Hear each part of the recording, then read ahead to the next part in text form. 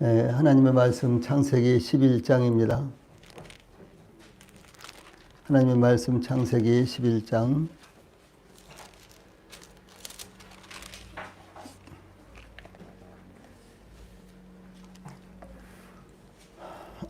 하나님의 말씀 창세기 11장 27절부터 32절까지 봉독을 해드리겠습니다.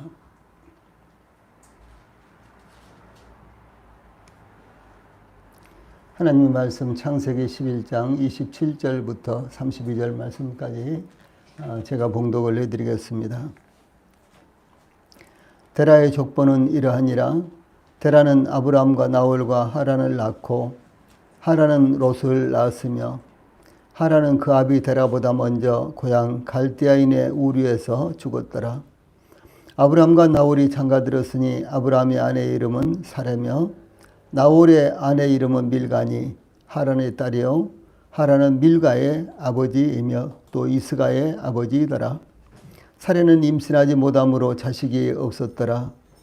데라가 그 아들 아브람과 하란의 아들인 그의 손자 롯과 그의 며느리 아브람의 아내 사레를 데리고 갈대아인의 우르를 떠나 가나안 땅으로 가고자 하더니 하란에 이르러 거기 거류하였으며 데라는 나이가 205세가 되어 하란에서 죽었더라. 아멘. 오늘 저녁에는 창세기 11장 27절로 32절 말씀을 통해서 아브라함의 조상들의 방황, 아브라함의 조상들의 방황, 이런 주제로 말씀을 전해드리겠습니다. 이와 같은 주제가 또 이와 같은 말씀을 우리들이 상고해야 될 필요성은 이 아브라함의 내력에 대해서 우리가 기본적인 것을 알 때 이제 아브라함을 살펴보면은 여러 가지 부가적인 것들이 아브라함을 통해서 나타나는데 이와 같은 배경을 우리가 이해하기 위해서는 이 본문 말씀을 우리가 상고하는 것이 합당하다라고 생각을 합니다. 다른 의미로서는 이 창세기에 나타난 축복과 저주를 우리가 상고하게 될 때요, 이 계보가 과연 어떤 과정을 통해서 약속의 자녀로서 전개가 되었는가, 이런 부분을 상고하기를 원하는 것입니다. 홍수 후에 노아의 아들 중 셈으로부터 시작된 선민의 계보는 10대 만에 아브람의 삼형제인 아브람과 나홀과 하란이 태어났습니다. 셈은 아담과 하와의 아들이 가인과 아벨이었잖아요. 그런데 아벨은 일찍 죽었고, 그래서 이 아벨 대신에 하나님께서 아담과 하와에게 아들을 주셨는데 그 아들이 바로 셋이었죠.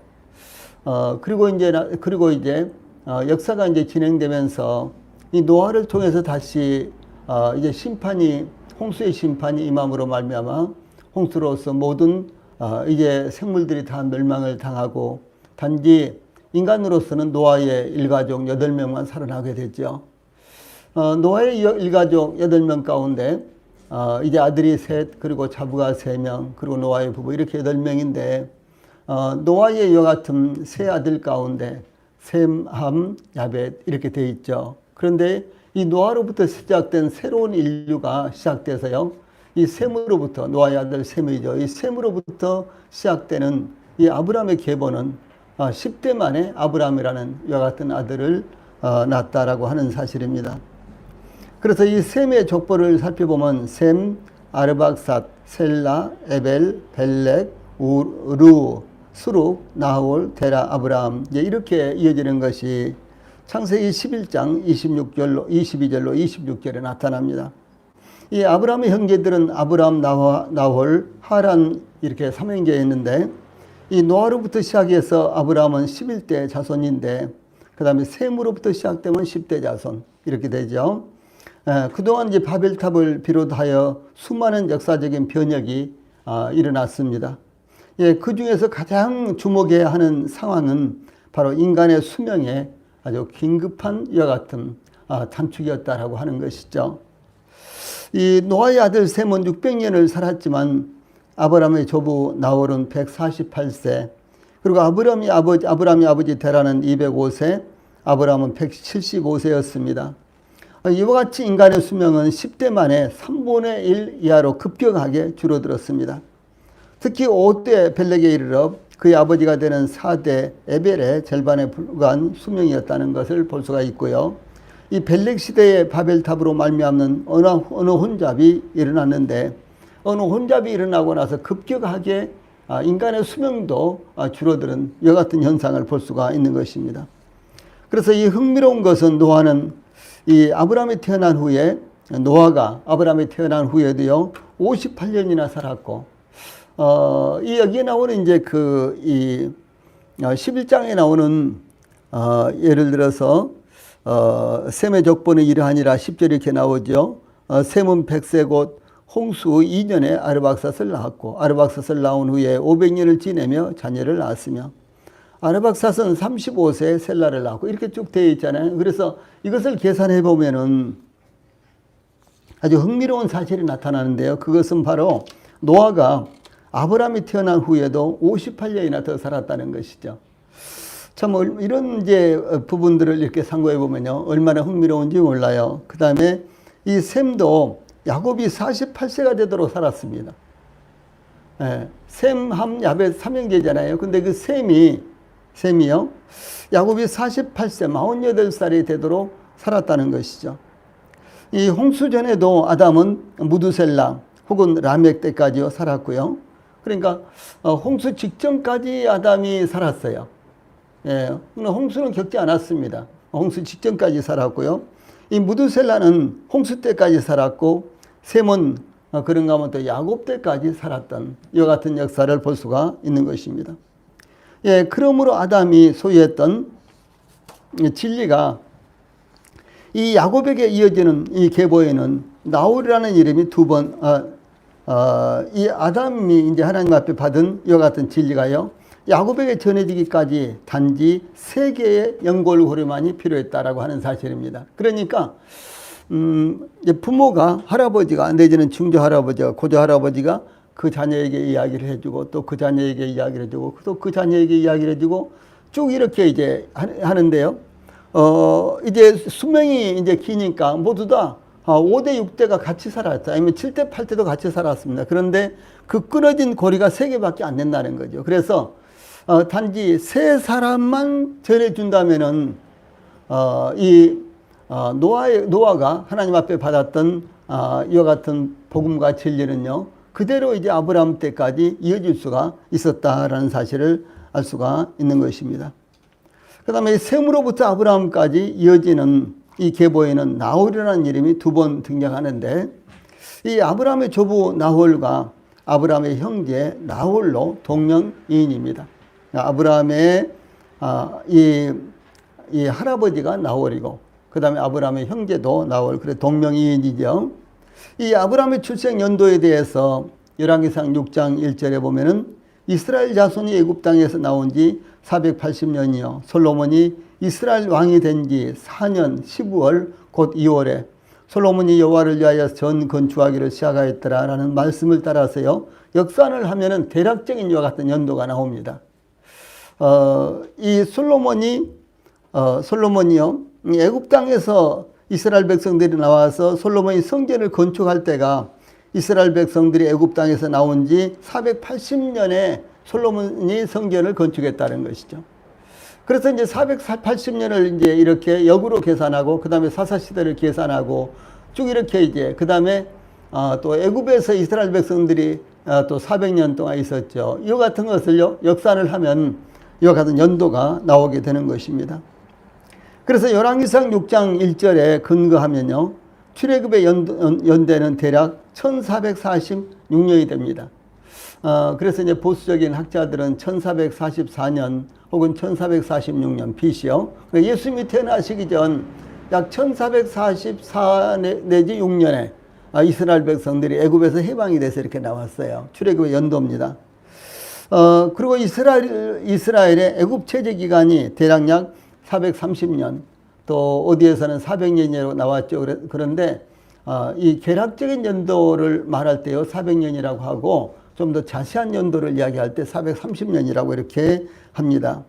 그래서 출애굽기 12장 4절에는 430년 이렇게 나오고 있습니다. 그 다음에 아브라함이 이삭을 낳을 때는 100살 때 그랬죠. 이삭이 야곱을 낳을 때가 60살 때, 그리고 야곱이 애굽으로 이주할 때에 야곱의 나이가 130세. 그래서 창세기 47장 9절에 보면 내 나이가 130세인데 내 조상의 수에 미치지 못하오나 나는 험악한 세월을 보내는 나이다. 이렇게 이제 야곱이 바로 앞에서 고백을 하는 이런 장면을 볼 수가 있죠. 그 다음에 이제 이렇게 계산을 하면요. 아브라함의 출생 연도는 BC 2166년이 됩니다. 예, 그러므로 지금으로부터요, 약 대략 4200년 전에 아브라함이 태어나서 살고 있었어요. 예, 이런 이제 계산이 나옵니다. 예, 그러므로 하나님께서는 인간의 범죄와 홍수 심판 이후에 하나님을 떠난 인간 역사에도 불구하고 하나님의 백성들을 선택하시고 구속하시기 위해서 잠시도 쉬지 않고 인류의 역사를 주도적으로 이끌어 오셨던 것을 이렇게 증거하고 있습니다. 다시 말해서 인류는 범죄함으로 말미암아 하나님의 심판을 받기도 하고 이 생사고락이 계속해서 순환적으로 이어지고 있었지만은 하나님은 잠시도 쉬지 않고 구속의 역사를 이루어 가셨고 구속의 역사를 계속해서 만들어 가신 이와 같은 모습을 성경에서 볼 수가 있다라고 하는 것이죠. 그래서 인류 역사에 있어서 가장 중요한 것은 이 구속이 언제 이루어지냐라고 하는 것입니다. 그 다음에 이 구속이 어떻게 적용돼서 하나님의 교회가 세상에 태어나고 그리고 하나님께서 이 교회를 통해서 어떻게 또 역사하시는가, 이것이 이 하나님께서 우리 인류 역사를 발전시키는 데 있어서 가장 핵심이 되는 중요한 요소였다라고 하는 사실이죠. 세상 역사 가운데는 세상 나라의 국가의 흥망성쇠만을 이야기를 하죠. 뭐 삼국시대가 어떻게 됐고 또 우리나라 같으면은 삼국시대, 예, 그 다음에 이제 또 이제 근세조선 시대, 그리고 또 일제시대, 또 대한민국 시대, 뭐 등등 이렇게 이제 이야기가 됩니다만은 이 전 세계적으로 볼 때 어떤 대국이 어떻게 이제 많은 영토를 차지해서 거대한 제국을 만들었고, 그 다음에 세계 제1차 전쟁이라든가 2차 전쟁이라든가 이와 같은 전쟁이 어떤 방식으로 전개가 됐고 이와 같은 것들이 세계 역사잖아요. 그런데 이 성경을 통해서 나타난 이 하나님의 역사는 오직 구속에 초점을 뒀다라고 하는 것이죠. 어떻게 하면 인류의 죄를 용서하고 그들을 하나님의 백성으로 불러낼 것인가. 여기에 오직 하나님은 이 역사의 초점을 여기다가 맞추고 계셨던 이와 같은 모습을 볼 수가 있는 것입니다. 다음에 이제 27절로 28절을 통해서 이 데라의 후예, 데라는 아브라함의 아버지죠. 이 데라의 후예, 곧 아브라함과 나홀과 하란의 출생에 대해서 27절, 28절에 증거하고 있습니다. 이 데라의 후예는 이러하니라 27절에 이렇게 나오고 있죠. 후예라는 말은 계보, 자손, 종족 이런 의미로서의 후손을 의미합니다. 그러니까 데라의 후손은 이러하니라 이렇게 말씀하고 있죠. 그런데 데라의 후예는 이러하니라라는 말씀은 실제적으로는요, 아브라함에게 초점이 맞춰져 있는 것이 족장 역사의 특징이라는 것이죠. 여기 이제 데라의 후예는 조금 전에 말씀드린 대로요, 이렇게 이제 3명의 아들이 있었지만 그런데도 불구하고 이 데라의 역사, 데라의 후예, 그러면 오직 아브라함에게 초점을 맞추고 있는 이와 같은 모습을 볼 수가 있는 것입니다. 이것이 바로 족장 역사입니다. 그리고 일반적으로 족장 그러면 아브라함, 이삭, 그리고 야곱 이렇게 이제 이야기를 하는데, 사실은 족장 그러면은 거슬러 올라가서 저 노아 시대까지 이렇게 말할 수가 있습니다. 그러나 일반적으로 족장들 그러면 아브라함, 이삭, 야곱 이렇게들 이야기를 하는데요. 그런데 이 아브라함, 이삭, 야곱 이렇게 3명의 족장들을 일반적으로 이야기합니다만은 그 중에서도 아브라함의 역사, 아브라함의 후예가 후손들이 어떻게 이제 형성이 되었는가, 여기에 초점이 맞춰져 있다라고 하는 것이죠. 그래서 야곱과 에서의 역사는 아브라함의 아들 이삭의 후예는 이러하니라 25장 19절에 이렇게 말씀하면서 전개가 되고 있고요. 또 요셉의 역사는 창세기 37장 2절에 보면요, 야곱의 약전이 이러하니라 이렇게요, 이 소개가 되고 있는 것을 볼 수가 있는 것입니다. 이 데라는 노아로부터 10대 손인데 아브라함과 나홀과 하란을 낳았습니다. 26절, 27절에 나오죠. 이와 같이 아브라함의 삼형제의 출생이 반복해서 거듭 언급이 되고 있는 것은 그들 중에 아브라함이 하나님의 인류 구속의 중심에 있는 인물이기 때문에 이렇게 나오는 것입니다. 특히 데라는 26절에 보면 데라는 70세에 아브라함과 나홀과 하란을 낳았더라 이렇게 기록이 되어 있어요. 이 말씀에서 데라가 70세에 세 아들을 낳았는데 동시에 낳지는 않았을 것이죠. 그러니까 세 쌍둥이로 낳지는 않았을 것으로 보입니다. 그러므로 누가 장남인가에 대해서 아주 애매한 것이 사실입니다. 그래서 이렇게 저렇게 분별을 하고 이런 말 저런 말 그런 것들이 있는데 일반적으로 세 아들 중 하란이 제일 먼저 언급이 되고 있는데 27절에 보면요. 하란이 아비보다 먼저 죽었고 그 다음에 28절에 또 나홀이 하란의 딸과 결혼한 사실 29절로 이렇게 보아서요. 하란이 장자였을 것으로 추정을 하지만은 그러나 일반적으로 기록된 말씀들은 26절도 27절에도요. 아브라함과 나홀과 하란 이런 순서로 나타납니다. 그래서 아브라함과 나홀과 하란 이 순서는 이 태어난 순서였을 것으로 보입니다. 이 데라의 세 아들 중 하란은 롯을 낳았고요. 그러니까 롯의 아버지는 하란이라는 사람이에요. 자, 야곱이 형 에서를 피해서 어디로 도망갔습니까? 야곱이 형 에서를 피해서 도망간 곳이 어디예요? 삼촌 라반의 집이죠. 근데 그 지명이 어디입니까? 지명. 라반의 집이 있었던 곳이 어디죠? 하란이라 그러잖아요. 하란. 예. 이제 옛날에는요, 이 사람의 이름이 지명이 되는 그런 경우가 굉장히 많았습니다. 예를 들어서 어떤 사람이 있었으면 그 사람이 그곳에서 오래 살았다. 그러면은 그 지명이 그 사람 이름이 되는 거예요. 예, 그런 이제 경우가 어디나, 세계 어디나 많았는데요. 특별히 성경 역사에서는 그와 같은 부분들이 많이 있습니다. 그래서 여기 28절에 보면 하란은 그 아비 데라보다 먼저 본토 갈대아 우리에서 죽었더라. 이렇게 되어 있어요. 그래서 이 하란의 죽음은 성경에서 아버지보다 아들이 먼저 죽은 첫 번째 사건이 되는 것입니다. 이것은 아브라함 때에 이르러 인간의 수명이 더욱 단축되었다는 것을 증가한 것이요. 또한 죽음은 그 누구에게나 순서를 가리지 않고 임할 수 있다는 것을 경고하면서 이렇게 일찌감치 이와 같은 문제를 제시하고 있습니다. 또 여기 28절에 하란의 죽은 장소를 언급하면서 본토 갈대아 우리에서 이와 같은 말씀은 이 데라의 후손 아브라함과 나홀과 하란의 출생지와 거주지가 갈대아 우르였다는 사실을 의미를 하는 것입니다. 이 갈대아 우르라는 이 지역은요, 세계 4대 문명 발상지 가운데 한 곳으로서 유프라데스 강과 티그리스 강이 이렇게 이제 저 이란, 이라크, 등기, 터키 이런 지역에서부터 시작해서요.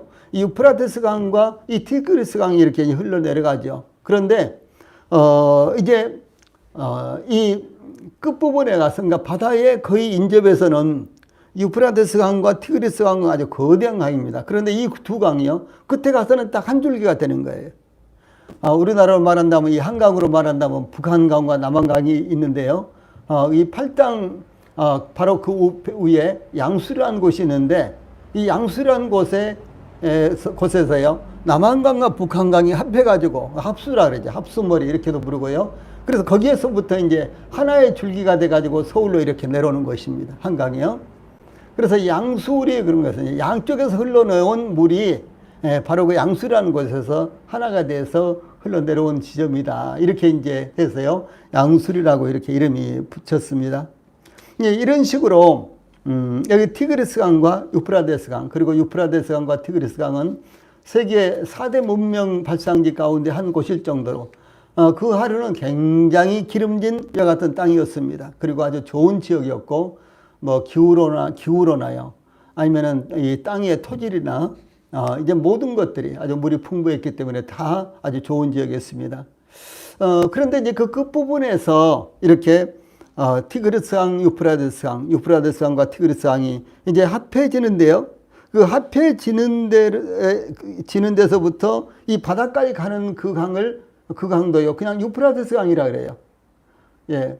티그리스 강은 들어오다가 유프라데스 강과 합류가 되면서부터 유프라데스 강이 이렇게 이제 부릅니다. 그런데 바로 그 유프라데스 강 그 하류 그 지역이요. 그 유역이 세계 4대 문명의 발상지요. 바로 그곳에서 아브라함이 살았다라고 하는 사실이죠. 그래서 이 갈대아 우르는 아브라함이 거주하던 곳으로 아브라함의 이 조상들이 터전을 삼아서 거주했던 곳입니다. 그 후에 하나님께서 아브라함을 부르셔서 본토 친척 아비집인 갈대아 우르를 떠나게 이렇게 하신 것이 창세기 12장에 나타나죠. 또한 하나님께서 아브라함과 언약을 체결하실 때 또 그에게 이르시되 나는 이 땅을 내게 주어 업을 삼게 하려고 너를 갈대아 우리에서 이끌어낸 여호와라 이렇게 말씀을 하시죠. 창세기 15장 7절에요. 그래서 아브라함이 갈대아 우리에서 살다가 하나님의 부르심을 받아서 가나안 땅으로 이주를 했다라고 이렇게 성경은 증거하고 있습니다. 이 갈대아 우리에 대해서 좀 더 설명을 하면요. 갈대아 우리는 이 1800년대 후반에 이라크의 티그리스와 유프라데스가 만나는 지점에서 많은 고고학적인 발굴이 이루어짐으로써 이 갈대아 우르 지방의 실상이 확인이 된 이와 같은 역사적인 이 고고학적인 증거가 있습니다. 이 지역은 세대 4대 문명 발상지 중 하나로서 이 메소포타미아 문명을 형성하고 있습니다.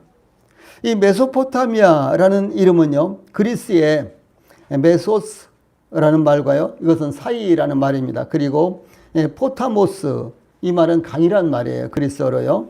근데 이 이제 말이 합한 말로서 그래서 메소포타미아가 된 거예요. 그러면 메소포타미아라는 말은 무슨 말인 거냐면 두 강 사이의 땅, 그런 말입니다. 그러니까 유프라데스 강과 티그리스 강이 이렇게 흘러내려오는데 그 사이의 땅, 그러니까 얼마나 이 땅이 기름지겠어요. 그렇죠? 그래서 두 강 사이의 땅, 그 지역을 가리켜서 메소포타미아라고 이렇게 이름을 부르는 것입니다. 예, 그래서 이 시날 평지가 있는 지역으로요, 비옥한 반달 모양의 티그리스 강, 또 유프라테스 강 유역을 중심으로 번영한 고대 문명 발상지가 이루어졌습니다. 예, 이와 같이 아브라함의 조상, 특히 이 아버지인 데라는 유프라테스 강 하류 남쪽인 갈대아 우리에서 살았는데 월신, 달신, 이 달신을 또 소위 신으로 이렇게 숭배했습니다. 이 태양보다도 이 달을 무척이나 이렇게 이 마음 가운데서 뭐 그리워한다든가 뭐 시적인 이와 같은 이제 이 시를 많이 쓰는 이와 같은 대상으로 삼는다든가요. 이런 경우들이 참 많습니다. 여러분, 태양을 대상으로 삼은 시는 아마 여러분들이 거의 못 봤을 거예요. 그렇죠. 근데 달을 대상으로 삼은 이와 같은 시라든가 노래들은 굉장히 많거든요. 그런데 이와 같이 달은요, 이 태양보다도 사람들의 마음에 깊게 이렇게 깊이 파고 들어서요, 그 정서와 여러 가지 이제 생활 환경들을 만들고 움직이고 이제 이랬던 것이 소위 달입니다. 그래서 우리나라도 이제 양력이 들어오기 전에는 음력을 사용했잖아요. 그 다음에 이스라엘의 달력도 소위 종교력이요, 이제 달을 중심으로 만들어진 이와 같은 달력입니다. 카렌다입니다. 이와 같이 이제 이 태양력보다도 소위 음력을 전 세계적으로 많이 이제 사용을 했어요. 고대에는. 그런데 이제 이 음력은 이제 몇 년마다 또 한 달을 더 줘야 윤달을 더 만들어야 된다든가 이렇게 좀 이 불합리한 것들이 있기 때문에 태양력으로 전 세계가 일치를 해서 이렇게 사용하고 있는데, 고대에는 이제 이 음력을 주로 많이 사용했고, 특별히 우리나라 같은 경우는 음력을 더 많이 사용했기 때문에 지금 중요한 명절들은 전부 다 음력을 기점으로 있잖아요. 얼마 전에 지난 추석도 음력 8월 15일이요. 그 다음에 설날도 정월 초하루잖아요. 음력으로. 예, 이렇게 해서 이제 음력이 중요하게 여겨졌는데 그것은 이 음력은요 달을 중심으로 이렇게 만들어졌잖아요. 특별히 바닷가에 살고 있는 사람들은 소위 조수가 민물과 썰물이 이제 달을 중심으로 이루어져 있잖아요. 예, 그래서 이 달의 움직임을 따라서 조수가 형성되는 거예요. 민물과 썰물이요. 예, 그래서 이제 이 바닷가에 살고 있는 이와 같은 우리나라뿐만 아니라 전 세계적으로 어디서든지요 바닷가에 살고 있는 사람들은 소위 달의 크기를 굉장히 중요하게 여깁니다. 그래서 달이 얼마만큼 크냐 그러면은 민물과 썰물이 몇 시에 이루어지느냐, 그 다음에 그 물이 얼마만큼 많이 들어오냐 적게 들어오냐 이와 같은 것들을 가늠하고 있었기 때문에 이 달이 일반적인 생활에 아주 중요한 이와 같은 계기를 만들어 줬습니다. 그래서 이 태양신도 물론 이제 이 중근동의 역사를 보면요 태양신 이 제우스 신이라고 이제 성경에도 이제 나옵니다만은 제우스 신, 그 다음에 바알신 이런 신은 이제 태양신입니다. 그런가 하면은 아세라 신, 그 다음에 앞으로 뭐 폴리스 신, 뭐 이런 것들은 아프로디테 신, 고린도에 있는 이런 신들은 모두 다 달신입니다. 달을 중심으로 하는 이와 같은 신들입니다. 그래서 이제 이 갈대아 우리에서는 소위 그 월신, 달신을 숭배하는 이와 같은 이제 고대의 종교가 있었는데, 아브라함의 아버지 데라까지도 이와 같이 유프라데스강 하류 유역에서요 달신을 섬기는 우상 숭배자였습니다. 예, 전승에 의하면은 이 데라의 가족들은 대대로요 소위 달신상을 만들어서 그것을 팔고 그리고 그것으로 생계를 유지했는데, 예, 그렇기 때문에 소위 우상 제작자이기 때문에 굉장히 부유하고 아주 유지로서 이렇게 살고 있었다고 합니다. 예, 그런데 이제 하나님께서 아브라함을 부르심으로 말미암아 그 가정이 이제 이주를 하게 되죠. 아브라함의 아버지 데라로부터 시작해서요. 이 가족이 이제 완전히 이렇게 이주를 하게 되죠. 그래서 우리가 이제 통상적으로 너는 너의 본토 친척 아비집을 떠나 내가 내게 지시할 땅으로 가라. 이렇게 이제 하나님께서 아브라함을 부르실 때 이제 다음 주부터는 이제 이와 같은 말씀을 또 저희들이 상당히 깊게 상고를 할 것입니다. 그런데 이 말씀이 우리는 그냥 대수롭지 않게 하나님께서 이렇게 부르셔서 아브라함이 하나님 말씀을 순종해서 이렇게 떠났구나. 그래서 가나안 땅으로 이주했구나. 우리는 단순히 이렇게 봤습니다만은, 그러나 실질적으로 이 아브라함의 가족들은 그 지역에서 아주 오랫동안 살고, 그 다음에 생활이 아주 유복했고 넉넉했고요. 그 다음에 유지로서 상당한 이와 같은 세력과 상당한 권위를 가진 그런 집안이었다는 것이죠.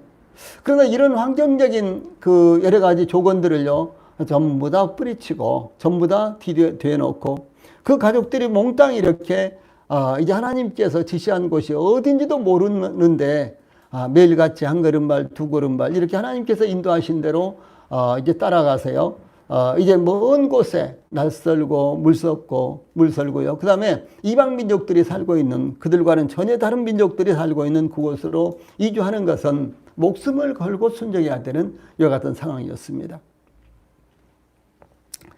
예, 여호수아서에 의하면요, 그의 최종 고별사에서 창세기 24장 2절에 보면 이스라엘 하나님 여호와의 말씀에 옛적에 너희 조상들 곧 아브라함의 아비 나홀의 아비 데라가 강 저편에 거하여 다른 신들을 섬겼으나 이렇게 언급이 되고 있습니다.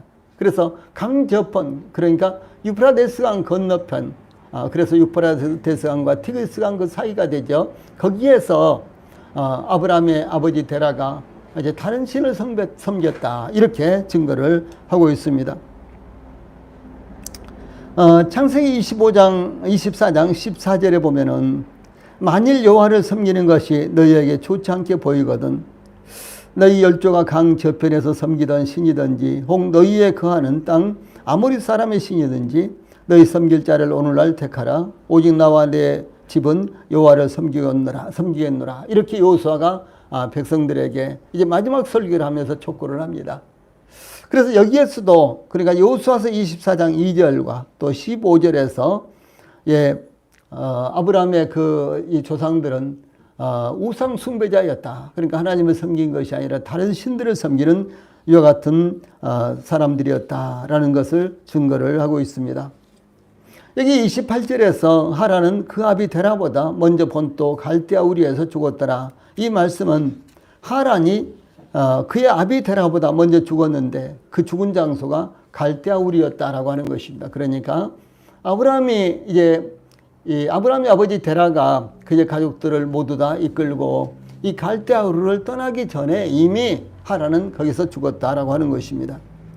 예, 그러므로 데라가 그의 가족들을 이끌고 갈대아 우리에서 떠났으나 하란은 데라가 갈대아 우리에서 떠나기 전에 갈대아 우리에서 죽었기 때문에 아마도 데라는 세 아들 중 하란의 죽음이 계기가 되어서 갈대아 우리에서 떠나려는 계획을 가졌는지도 정확하게는 알 수가 없습니다. 다음에 29절로 30절에서는 아브라함의 가족들의 혼인 관계를 우리가 살펴보는 것이 또 앞으로 성경을 창세기를 살펴보면서 유익이 될 수 있습니다. 예, 이미 말씀한 대로 데라의 세 아들은 아브라함과 나홀과 하란의 순서로 소개하고 있는 것은 아마도 태어난 순서로 볼 수가 있습니다. 이어서 이 소개하고 있는 가정사에 대해서도 여전히 이와 같은 순서를 유지하고 있습니다. 예, 그래서 29절에 보면 아브라함과 나홀이 장가들었는데 아브라함과 나홀이 장가들었으니 아브라함의 아내 이름은 사레며 나홀의 아내 이름은 밀가니 하란의 딸이요 하란은 밀가의 아비며 또 이스가의 아비더라. 이렇게 이제 데라의 아들들의 결혼 관계를 소개하고 있습니다. 이 아브라함은 사레와 결혼하였는데 사레는 아브라함의 이복 누이였습니다. 20절 창세기 20장 12절 말씀인데요. 이 아브라함의 아내 사레, 그래서 아브라함은 사레와 결혼했는데 사레는 아브라함의 이복 누이, 그러니까 배가 다른, 아버지는 같고 배가 다른 이와 같은 이제 그 누이 동생이었다는 것이죠. 10살 차이가 나니까요. 그래서 이제 아브라함이 애굽으로 내려갔을 때 이 사레에게 그대는 나의 누이라 창세기 12장 13절에 이렇게 하면서요. 이렇게 하라고, 그러니까 그대는 나의 누이라 이렇게 하라고 부탁을 합니다. 또 그랄에 갔을 때에도 그 아내 사라를 자기 누이라 창세기 20장 5절에서요. 이렇게 이 사레도 이렇게 이제 하고요. 그 다음에 사레도 아브라함은 내 오라비라 이렇게 이제 한 거예요. 그래서 아브라함도 그 아내 사라가요 자기 누이라고 이렇게 말하고 또 이 사레도 아브라함을 가리켜서 나의 누이다 이렇게 이제 했다는 것이죠. 그래서 이제 그랄 왕 아비멜렉에게요 나중에 이제 이 아브라함이 고백을 하기를 창세기 20장 12절에 보면 그는 실로 나의 이복 누이로서 내 처가 되었습니다. 이렇게 이제 그 관계를 설명을 합니다. 그래서 이제 아브라함은 자기 이복 누이와 결혼을 한 거예요. 그래서 아브라함의 그 아내 사라가요, 사레가 아브라함의 이복 이제 누이 동생이었습니다. 만약 아브라함과 사레의 이 말이 사실이라면은 아브라함의 아버지 데라에게는 아브라함의 어머니 외에 다른 여인이 있었다는 뜻이지만 성경에는 이것과 관련해서 더 이상 밝히고 있지 않습니다. 이 데라의 또 다른 아들 나홀은 밀가와 결혼했는데요. 밀가는 나홀의 형제인 하란의 딸로서 나홀의 조카였다라고 하는 것입니다. 이와 같이 남매 간의 결혼이나 삼촌, 사촌의 근친 결혼은 이 지리적, 문화적, 여건상 종족 보존의 한 방편과 혈통의 순결을 지키기 위해서 족장시대에 일반적으로 성행을 했습니다. 그러나 인구 증가와 확산이 이루어진 후에는 하나님께서 근친 결혼을 금지하신 내용이 레위기서 18장 6절로 18절에 나타납니다. 다시 여기 29절을 살펴보면 하란은 밀가의 아비며 또 이스가의 아비더라. 이 말씀은 하란이 밀가와 이스가를 낳았다는 뜻인데요. 이스가는 여기 외에는 나타나지 않는 그런 인물입니다. 혹자들은 이스가가 바로 사레를 의미하는 사레의 다른 이름으로 이해를 하고 있지만 그러나 성경에는 정확하게 성경에서 그걸 밝히고 있지 않습니다. 예, 이어서 아브라함의 사례에 대해서 이 사례는 잉태하지 못함으로 자식이 없었더라. 30절에 이런 말씀이 나오죠. 그래서 이런 말씀이 덧붙여진 것은 데라가 가족들을 이끌고 갈대아 우리에서 떠날 때 아브라함의 상황을 설명을 한 것입니다. 이 족장시대의 자식들은 그들의 생존뿐만 아니라 힘과 영향력의 수준을 의미를 합니다. 그래서 자식들이 많아서 가족들이 많으면은 가족들은 아주 힘이 있고 그리고 거의 안전하다라고 할 정도입니다. 그런데 이와 같이 자식들이 없다는 것은 굉장히 이제 생존 자체가 어려운 이와 같은 것이요. 족장 시대의 일입니다.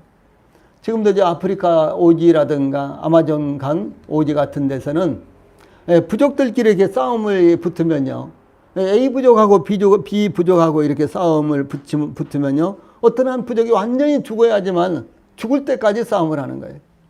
그러면 자, 이런 싸움에서 이기기 위해서는 어떻게 해야 되겠습니까? 그 부족의 숫자가 아주 많아야 되겠죠. 그래서 최대한으로 자식을 많이 낳아가지고 최대한으로 인구를 증가시키고 그래서 부족의 수가 많도록 이렇게 함으로 말미암아 그들의 생존을 보존하려고 이렇게 하는 것입니다. 그래서 자식들이 많은 족장은 마치 장사의 장군의 수중에 있는 화살통에 화살이 가득한 것과 같이 이 부끄러움을 당하지 않는 방패와 같았다. 시편 127편의 말씀입니다. 그러므로 아브라함에게는 아직 자식이 없었다는 것은 아브라함이 단신으로는 어떤 모험적인 시도를 할 수 없는 아주 어려운 상황이었다라고 하는 사실을 말하는 것입니다. 그런데도 불구하고 아브라함이 하나님의 말씀에 순종하여 그대로 이주를 했다는 것은 아브라함이 목숨을 걸고 하나님 말씀에 순종했다는 것을 의미를 하는 것입니다. 이 마지막으로 31절과 32절에서는 하란에서 가나안 땅으로의 데라의 이주 시도가 나타나고 있습니다. 이 말씀은 참 저희들에게도 굉장히 중요한 이와 같은 말씀이 됩니다. 이 갈대아 우리에서 비교적 안정적인 삶을 살아가고 있었던 데라가 그의 가족들을 이끌고 갈대아 우르를 떠난 이유가 무엇이었을까요? 창세기 12장 1절에 너는 너의 본토 친척 아비 집을 떠나 내가 내게 지시할 땅으로 가라. 이렇게 하나님의 부르심을 받은 사람은 아브라함이었습니다. 아브라함의 아버지 데라가 아니라 아브라함이었습니다. 그런데 이와 같이 아브라함의 부르심을 소개하기 전에 데라가 그의 가족들을 이끌고 갈대아 우르를 떠났다고 이렇게 소개를 하고 있습니다. 그래서 31절 전반절에 보면 데라가 그 아들 아브라함과 하란의 아들 그 손자 롯과 그 자부 아브라함의 아내 사례를 데리고 갈대아 우르에서 떠나 가나안 땅으로 가고자 하더니 이렇게 기록이 되어 있어요. 그러면 데라가 그의 가족들을 이끌고 갈대아 우르를 떠난 이유는 무엇이었을까요? 아마도 데라는 아브라함의 신앙에 이끌림을 받아서 갈대아 우르에서 이 하란까지 가족들을 이끌고 이주했을 것으로 보입니다. 다시 말해서 아브라함이 이와 같은 말씀을 이제 창세기 12장 1절로 3절에서 받잖아요. 이주 명령을요. 그런데 그 말씀이 이제 사실상 창세기 12장 1절로 3절에 기록되어 있는데 그런데 그 말씀을 듣고 이 데라가 가족들을 이끌고 행동을 취한 것이 11장 말미에 기록이 되어 있다는 것이죠. 그래서 이 아마도 데라는 이 아브라함의 신앙에 이제 이끌림을 받아서 갈대아 우리에서 하란까지 가족들을 이끌고 이주했을 것으로 보입니다. 이렇게 생각해 볼 수가 있죠. 아브라함이 아버지 저는 하나님께서 나타나셔서 너의 본토 친척 아비 집을 떠나 내가 너에게 지시할 땅으로 가라 이렇게 명령을 하셨기 때문에 저는 이제 집을 떠날 수밖에 없습니다. 집을 떠나야 되겠습니다.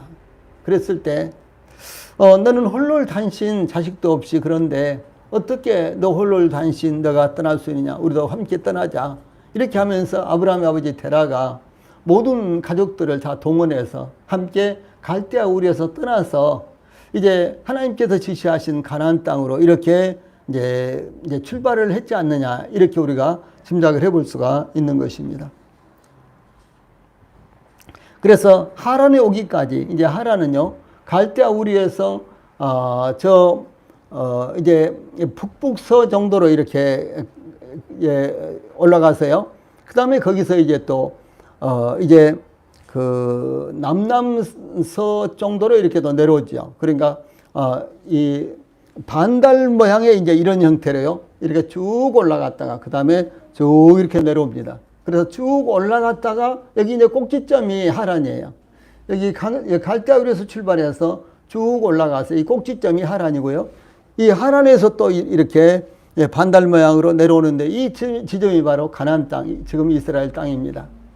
근데 이 한 가운데 이 중간 지점이 바로 이제 하란인데 이 하란에 오기까지 갈대아우르에서 출발해서 이 하란에 오기까지 가족들을 책임지는 사람은 족장 데라였던 것입니다. 그래서 데라가 갈대아우르를 떠나 가나안 땅으로 가고자 했다. 이렇게 증가하고 있는 것입니다. 예, 그런데 데라가 갈대아우르를 떠난 것은 가나안 땅으로 가기 위한 것이라고 여기 31절 중반절에 그렇게 표현을 하고 있어요. 사실상 아브라함은 히브리서에 보면요. 하나님의 부르심을 받았지만 갈 바를 알지 못하고 출발했다. 이렇게 되어 있는데 여기 31절 중반절에 보면 그렇죠. 가나안 땅으로 가고자 하더니 목적지가 분명하게 명시가 되어 있습니다. 그래서 데라의 최종 목적지는 가나안 땅이었다는 것입니다. 그러나 데라는 이 가나안 땅으로 가기 위해 갈대아우르를 떠났지만 하란에 도착하여 머물다가 가나안 땅으로 가기 위한 더 이상의 여행을 계속하지 못하고 하란에 주저앉아 있는 이와 같은 모습을 볼 수가 있습니다. 데라가 갈대아우르를 떠났던 주된 동기가 무엇인지 정확하게 밝히고 있지 않지만 그러니까 왜 데라가 출발을 했는가, 왜 갈대아우르에서 그가 유지로서 아주 안정적인 이와 같은 생활을 하고 있었는데 갈대아우르에서 데라가 가족들을 이끌고 출발했을까라고 하는 이와 같은 출발 동기가 성경에 명확하게 제시가 되어 있지 않아요. 근데 좀 전에 제가 말씀드린 것은요, 아마 그랬을 수도 있다라고 가정을 말씀드린 거예요. 다시 말해서 아브라함이 부르심을 받았는데 아브라함이 그 아버지 데라에게 아버지, 저는 하나님의 부르심을 받았기 때문에 제 본토 친척 아비 집을 떠날 수밖에 없습니다. 그래서 제가 출발하겠습니다. 그러니까 너는 이제 부부밖에 안 되는데 너에게는 다른 가족들도 없는데 어떻게 그렇게 홀로 단신 출발할 수 있느냐. 그러면은 목숨이 더럽다. 그렇다면 정그렇다면 우리 가족이 함께 가자. 그래서 이제 데라가 모든 가족들을 동원해서 아브라함과 함께 이제 하나님께서 지시하신 곳으로 갔는데 바로 그 반 정도 지점이 왔던 곳이 하란이라는 것이죠. 그런데 그 하란에서 데라는 거기에서 머물렀습니다. 더 이상 가지 않고요. 머물렀다. 이렇게 이제 우리가 예측을 할 수 있는 것인데 그러나 이 정확하게 데라가 이 갈대아우르에서 이제 이주하기 위해서 출발한 그 동기는 성경에 나타나 있지 않다는 것이죠. 그래서 아마 이제 우리는 말씀을 드린 대로 추측하기를 그것은 아브라함에 대한 하나님의 부르심 때문에 데라가 이렇게 가족들을 걸고 출발했을 것으로 보입니다. 그 이유가 비록 아브라함이 하나님의 부르심을 받은 사건이 12장 1절로 3절에 기록되었지만 이 아브라함이 하란에 도착했을 때 이 부르심을 받은 것이 아니라 갈대아우르에 있을 때 부르심을 받았기 때문에 우리가 그렇게 볼 수가 있는 것입니다. 예, 조금 전에도 제가 말씀을 드렸습니다만 좀 더 구체적으로 나와 있는 말씀이 사도행전 7장 2절로 4절에 있는 말씀입니다. 거기 보면 스데반이 가로되 여러분 부형들이여 들으소서 우리 조상 아브라함이 하란에 있기 전 메소포타미아에 있을 때에 영광의 하나님이 그에게 보여 가라사대 내 고향과 친척을 떠나 내가 내게 보일 땅으로 가라 하시니 아브라함이 갈대아 사람의 땅을 떠나 하란에 가다가 그 아비가 죽음에 하나님이 그를 거기서 너희 시방 그하는 이 땅으로 옮기셨느니라 이렇게 말씀을 하심으로 아주 구체적으로 표현이 되어 있죠. 아브라함이 갈대아우르에서 떠나서 하란에서 잠깐 거하다가 그 아버지 데라가 죽으니까 거기에서 가나안 땅으로 또 출발해서 이주를 했다. 이렇게 이제 사도행전 7장 2절로 4절에 나와 있습니다. 그래서 이 스데반의 증거에서 분명하게 우리 조상 아브라함이 하란에 있기 전 메소포타미아에 있을 때에 메소포타미아는 갈대아우르라 그랬죠. 이 갈대아우르에서 하나님의 부르심을 받았다는 것이죠. 그래서 본토 친척 아비집을 떠나기 위해서 출발했지만 데라가 그의 가족들을 동반하여 함께 출발함으로 하란에 도착하여 머물게 되었던 것으로 우리가 추정이 가능합니다.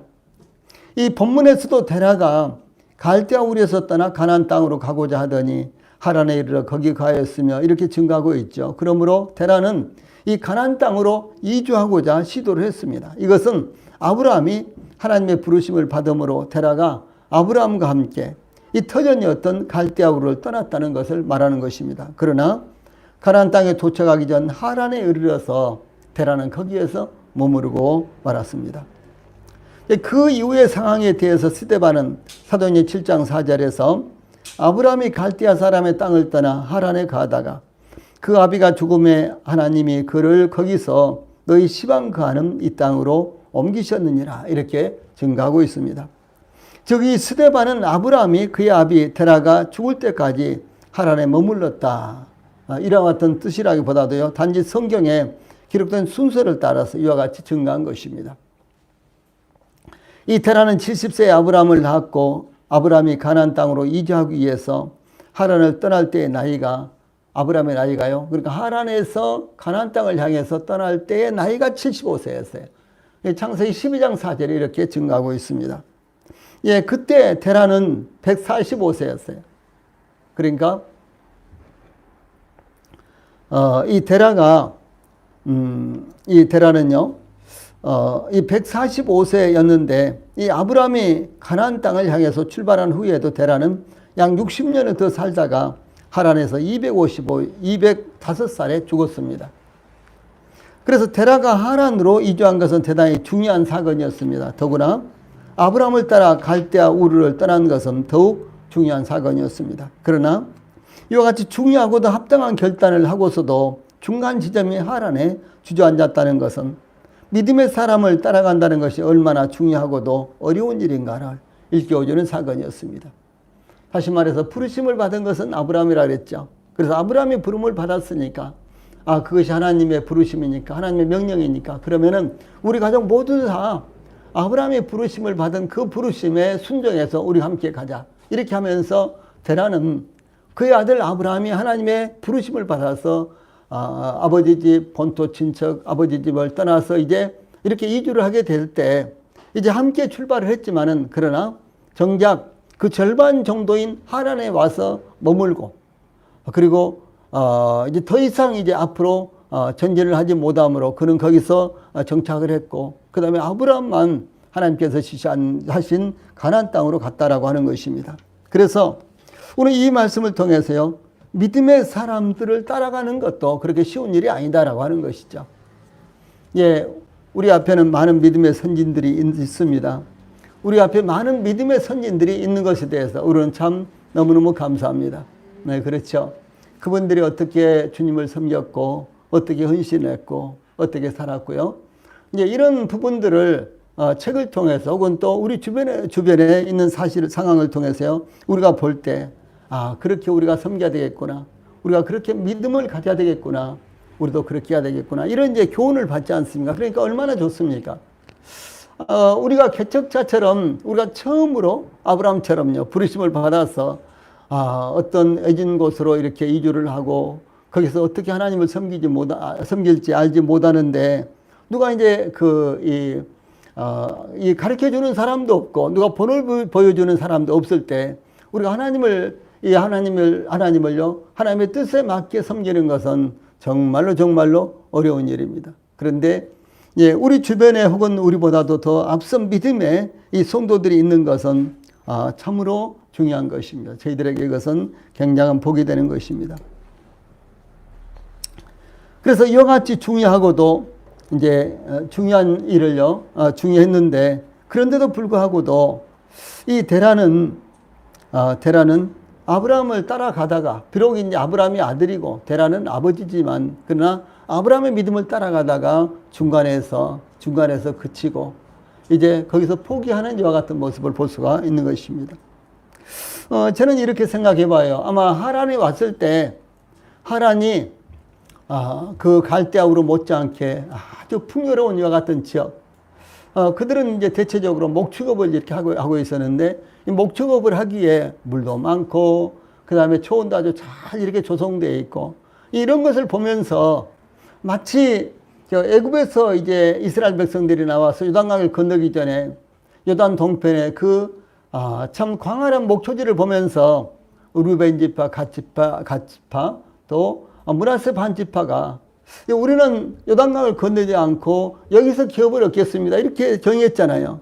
그런 것과 마찬가지로 이제 아브라함을 따라서 갈대아우르에서 출발했지만은 그러나 하란에 왔을 때 그 풍부한 물 그리고 그 참 목축업을 하기 아주 알맞은 이와 같은 초원들 이런 것을 보면서 테라는 거기서 정착을 했고 그러나 아브라함은 하나님의 부르심을 따라서 거기서 또 출발해서 가나안 땅까지 간 것으로 이렇게 볼 수가 있는 것입니다. 예, 그래서 믿음의 사람들을 따라간다는 것이 정말로 행복한 일이지만 그러나 그것마저도 쉬운 일은 아니라는 사실을 여기서도 볼 수가 있는 것입니다. 특히 갈대아우르에서 떠나 가나안 땅으로 가고자 하더니 하란에 이르러 거기 거하였으며 31절 후반부에 이런 말씀이 있죠. 예, 거하였으며라는 단어가요 참 흥미로운 단어입니다. 예, 거하다 이거 거자라는 말은요 살거자요 한문으로 한자로요. 그래서 그냥 거기서 살았다 이제 이런 의미인데 여기에 사용된 이 단어는요 정착하지도 그런다고 떠나지도 않는 이 머뭇거리고 있으면서 그냥 살아가는 것을 의미합니다. 아브라함을 따라서 가기는 가야 되겠는데 그런데 이제 언뜻 그렇게 하지도 못하고 그런다고 해서 나는 그냥 여기서 정착할 거야 라고 하면서 결심을 굳히고 그 땅에서 살기로 작정하고 이런 것도 아닌 아주 어정쩡하면서도 그런데 따라가지 못하고 그냥 그곳에 머물러 있는 이와 같은 상태 이제 이런 단어가요 여기에서 거하였으며라는 이와 같은 단어예요. 우리 성도님들 우리도 그렇게 해야 되기는 한데 그렇게 하는 것이 합당한 것인데 또 그렇게 하는 것이 하나님 앞에서 또 합당하고 성령님의 인도하심에 합당한데 근데 정작 그렇게 하지는 못하고 그것을 알고는 있으면서도 결단을 하지 못하고 머뭇머뭇하는 사이에 시간만 가고 세월만 보내고 이런 경우가 혹시 있지 않습니까? 예, 그러다가 때를 놓쳐버리고 그런 경우도 저희들에게 많이 있을 것입니다. 그래서 이 정확하게 정착할지 혹은 떠날지를 결정하지 못한 채 머뭇거리고 있다가 시간을 보내서 그리고 결국은 그냥 그곳에 머물게 되는 이와 같은 모습이 여기 테라의 이제 모습입니다. 그러므로 믿음은 항상 결단을 필요로 한다는 것을 우리 성도들이 잊어서는 안 되는 것입니다. 롯도 아브라함을 따라 가나안 땅까지 왔지만 그의 재물이 부유하게 되자 아브라함을 떠나고 말았죠. 아무리 재물이 많아도 그의 믿음의 선배요, 믿음의 멘토인 아브라함을 떠나서는 절대로 안 되는 것이었죠. 이 하나님을 마음에 두고 믿음의 사람과 동행하다가 그 눈에 보기에 더 좋아서 보이는 세상을 향해서 떠난 사람, 그 사람이 바로 롯이라는 이와 같은 인물입니다. 하나님의 문 데라의 후손들은 여전히 하나님을 섬기고 있었고 한편 우상 숭배도 버리지 못하고 병행하고 있었습니다. 우리가 이제 결정적인 모습을 볼 때요. 이제 야곱이 이제 하란에 가서 삼촌 라반의 집에 가서 20년을 살게 되죠. 그리고 이제 20년이 지난 다음에 이제 삼촌 집을 떠나서 다시 가나안 땅으로 돌아오는데요. 이제 그 라헬이 자기 아버지 라반의 수호신, 소위 드라빔이라는 거 있죠. 드라빔은 개인 수호신, 오죽은 집안 수호신입니다. 우리나라는 별로 그냥 그런 것이 없지만 일본만 가도 가정에 이렇게 이제 우상을 모시는 이런 이제 그 조그만 이제 이런 집 같은 걸 뭐 어떤 안방이라든가 마루에다가 이렇게 지어놓고요. 그 다음에 이제 큰 음식점에 가면 또 한쪽에도 그렇게 해놨습니다. 그래서 이제 그 음식 먹으러 왔다가도 거기다가 경배를 한다든가 뭐 이렇게 묵념을 한다든가 그렇게 예를 취한다든가 그런 경우도 있고요. 이렇게 하는데 드라빔은 이제 큰 것이 아닙니다. 한 뭐 이 정도 내지는 더 적은 것 이런 이제 우상인데 이것은 이제 개인 수호신 혹은 가정 수호신 이런 것들입니다. 일단은 이제 우상이에요. 근데 이것을 이제 라헬이 그러니까 아버지 것인데요. 그것을 훔쳐가지고 오죠. 왜 훔쳐올까요? 라헬의 믿음 가운데는요. 그것이 자기 아버지를 복 주셨다고 생각을 하고 그것을 훔쳐온다면 자기들도 복을 받을 것이로 생각을 했다는 것이죠. 그래서 야곱이 이 하란에서요 20년 동안 살고 그리고 하란에서 돌아올 때까지도 이제 이 라반과 이제 그의 가족들은 하나님도 섬기고 우상도 섬기는 이와 같은 이제 혼합된 종교를 가지고 있었다는 것이죠. 그래서 이제 라반이라든가 이제 그들의 이제 이 언어를 보면요 모두 다 하나님을 틀림없이 경배하고 있었어요. 그런데도 불구하고 자기들의 신 드라빔이 또 있었다는 사실을 볼 수가 있는 것입니다. 그래서 하란에 머문 데라의 후손들은 여전히 하나님을 섬기고 있으면서도 또 한편으로 우상 숭배도 버리지 못했습니다. 당연히 그들에게 약속의 땅은 주어질 수가 없었다는 사실이죠. 예, 그러므로 믿음의 사람들이 주 예수님 또는 하나님의 말씀을 따라서 끝까지 순종하며 살아가는 것이 얼마나 큰 축복인가를 저희들에게 증거하고 있는 것입니다. 우리 성도들이 오늘 말씀을 통해서 하나님의 말씀을 통해 주 예수님과 동행하는 믿음의 여행을 결코 중단해서는 안 된다라는 사실을 교훈으로 받으시기를 바랍니다. 예, 기도하시고 마치겠습니다.